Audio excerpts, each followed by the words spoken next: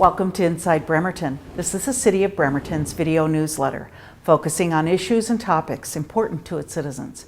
We are in Council District 3 and my guest is Adam Brockus. We want to thank Amber. We are at the Manette Mercantile. Have you seen this fabulous place? We're on the corner of East 11th and Pitt. This used to be the infamous Steps Chop Shop, say that 3 times fast. And now it is the Manette Mercantile, and this place is just really, really awesome, kind of shabby chic. Welcome to the show, Adam. Thank you very much, Shar. So let's get started. We're having council members be guests on Inside Bremerton and just giving them a chance to talk about their background. So Adam, tell us about yourself. Well, I'm a civil engineer. I've been a civil engineer since 1992. But I got here in an interesting way. Yeah, that is a good story. When I was in the Army earning my way through college, I was assigned to Korea, and after a mid-tour leave, they stopped at McCord Air Force Base and they said, 24-hour crew rest, we'll see you tomorrow. I rented a car, I drove around, I took the ferry, I came here to Bremerton, I said, this is where I want to live. And it took me quite a few years after that, but I finally wound up, and I'm very happy to be here. That's a really great story. So when you got into Bremerton and you were cruising around, your gut just said, this is it. Absolutely. No kidding. That's so awesome. So after that, you went back to Pennsylvania and went to Lehigh University, I understand? Yes. And then your graduate work was where? At Rensselaer Polytechnic Institute. It is located in Troy, New York, where they used to have an arsenal for cannons there. And I also did some time internship with the New York State Department of Transportation. Nice. Until finally I got my graduate degree, and I sent out my applications out here, and finally came here in 1997. Wow. And Mr. Brockus has done 8 years on council. He is completing his 8th year, so it's his second term. What motivated you to run for council? What was that about? I've always been interested a little in local politics, and through Leadership Kitsap, I met my then current councilman, Darren Nygren. And one time, you know, we would talk occasionally, but one time we were on the ferry. We just happened to be on the ferry together. And kind of as we were going into Seattle, he said, Adam, I'm going to go down to Las Vegas to purchase my dad's contact lens business. I think you should run my spot for councilman. I think you may be a very good councilman. And I went, me? Me? Yeah, you probably, but after a little bit of the shock, I said, you know what? I think I can do this, because I really want Manette to remain exactly as it is, a home for everyone. Manette is a really great community, and standing here in Manette Mercantile, it feels like we're in like a Fremont or something of Seattle. It's just a really cool spot. The whole community of Manette is just really awesome. So, Adam, what committees, what boards, organizations do you serve on representing the city? Well, right now I chair the Public Works Commission, and I'm also president of the Transportation Benefit District. That's the $20 car tabs. Right. And we're using that this year, concentrating on crack sealing, some of those small things that you can do all over, but that will make an immense difference on the life of a street. Great. And then I am also on the Ferry Community Partnership, which is more or less an organization of elected officials, of grassroots organizers and businessmen and women in ferry communities from Vashon all the way up to San Juan's. And we get together every year to make sure that our ferries aren't cut and that they can finally get good operations, which they've been needing for so many years. And so we get together and we go down to Olympia, and we lobby with our legislatures not to cut our ferry service as it comes around, and we've done well so far, but unfortunately it's something we have to keep doing every year. Very, very, very important to the city of Bremerton. The ferry service, extremely important to our economic development. Absolutely. You know, people, a lot of people live here and commute to Seattle. A lot of people do the other way. Exactly. And work over at the shipyard. Exactly. And we need to keep that up. And also for people getting on the ferry midday to go to a hospital appointment up on First Hill, or see the Mariners and Seahawks games, and then come back on the ferry. And Very important. Yeah. Very important. Let's talk about District 3 and what it currently looks like. Tell us the boundaries of the district now. Currently, the district boundaries for District 3 are the boundaries of Manette, just about all the way up to Perry Ave Mall, past the Mountain View Middle School, and down Perry and Trenton and Old Wheaton Way, down here to the end of Manette on East 11th and Shore Drive. Next year, as we go from 9 to 7, the boundaries are going to get changed. Some of the northern part is going to go over to District 2, which Leslie Dowgs is currently the councilman for, and part of District 3 will go across the Manette Bridge over to the downtown, over to Warren Avenue. So, To Warren Avenue. To Warren Avenue. Wow. So downtown and Evergreen Park and Pleasant and Avenue will all become part of District 3.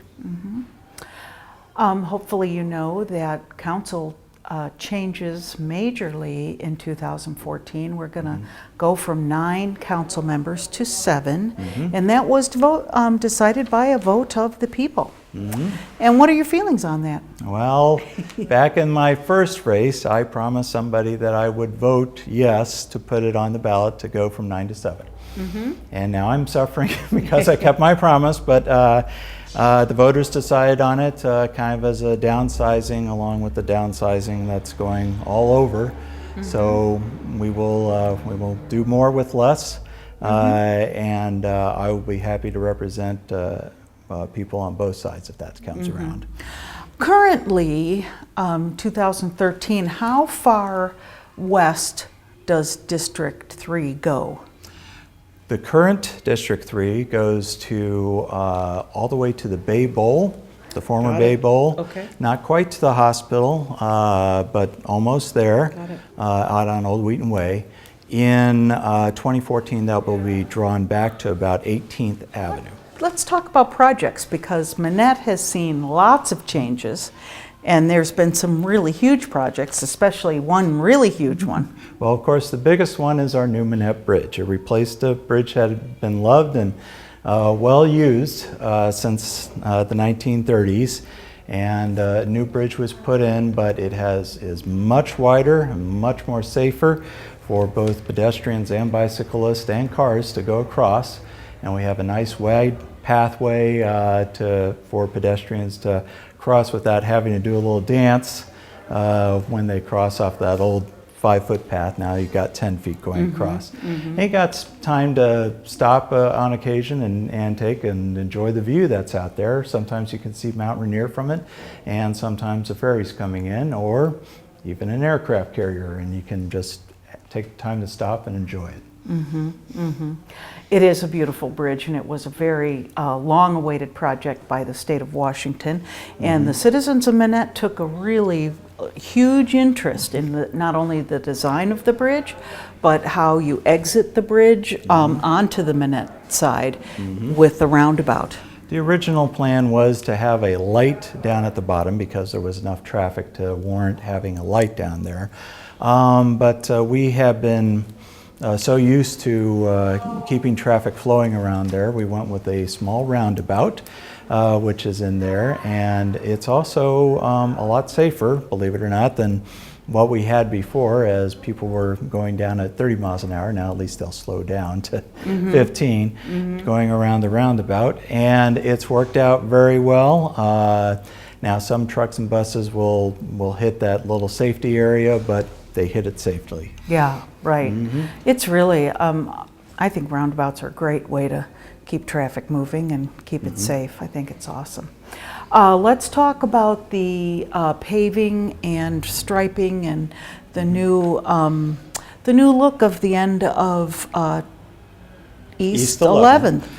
We got a grant from the Department of Ecology to put low impact development, so that stormwater, instead of going into our stormwater sewers, would instead just percolate underneath what usually would be paved over. So we have pervious pavement in this area from East 11th, from Pitt Avenue all the way down to the end by Whitey Domstad Park. And we improved the sidewalks and put in new trees. So it looks wonderful, along with Whitey Domstad Park, which got a refurbishment during the bridge construction. So it all looks good down here. We hope to have music on Thursdays in July and August down at the Whitey Domstad Park. And of course that all leads up to Minette Fest in September. Great. The Minette community is hugely involved. You have monthly district meetings? I have monthly district meetings except for the summer months because frankly no one shows up during the summer. They're enjoying the summer months. So yes, I have monthly meetings, and also we have two organizations very strong down here, the Minette Business Association and the Minette Neighborhood Coalition. Oh, awesome. Just huge, very, very vocal, very involved citizenry in Minette. What is important for Minette this coming year or in the near future? What's most important? As far as projects are going, we hope to put in Jennifer's Christmas tree, which will hopefully be down at the end of East 11th. That'll be our replacement for the Christmas tree we had to take down for the Minette Bridge. And then in 2014, we plan to put a pedestrian and bike path along Old Wheaton Way, so they are not so much in danger of traffic as they go along. And that'll go from the roundabout all the way up, hopefully, to the YMCA and Nathan Adrian Drive. Very nice, very nice. How about for our city in general, Adam? What do you think is real important for our city this coming year? Well, we do have a transition coming, and as we all know, the furloughs are already happening because of sequester, but I probably think that the Navy is re-looking at their mission and what they need to do, and also with, we're going down in Iraq and Afghanistan, and it looks like troubles are being stirred up by North Korea, and with that the Navy may look to change where it has its personnel and its mission going on, and I think that may affect how many people are working at the shipyard in Bremerton.